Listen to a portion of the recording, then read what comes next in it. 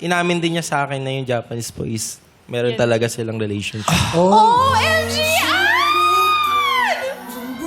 Patong-patong. Wait lang, let me Huwag explain. mo kasi wait. Parang may kasalanan sa'yo. Okay. Bakit? Ano wait nangyari? Bakit ganun? Ba't nagsinungaling ka Bali, ulit? Nagsinungaling ako nun kasi kailangan ko pa rin save yung relationship namin. Kasi wala namang feelings yun eh. Yun yung sinasabi ko sa kanya. Walang feelings yung sa Japanese. Okay. Pero Ann, ano man ang dahilan mo? Alam mo bang nagsisinungaling ka? Alam mo Opo. nagsinungaling ka? Hindi na, actually, yung una, yung trabaho mo at kung saan ka nagtatrabaho, hindi naman yung trabaho mo at kung saan ka nagtatrabaho ang issue eh.